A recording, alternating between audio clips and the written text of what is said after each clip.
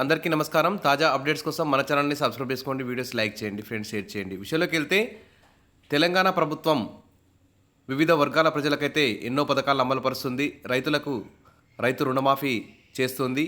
అయితే ఉద్యోగస్తులకు మాత్రం రైతు రుణమాఫీ నుంచి మినహాయింపు ఇచ్చింది.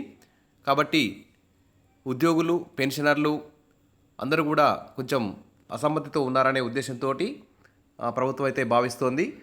మరి ఉద్యోగులని, పెన్షనర్లను కూడా సంతృప్తి పరచాలనే ఉద్దేశంతో ప్రభుత్వం ఉన్నట్లు తెలుస్తోంది.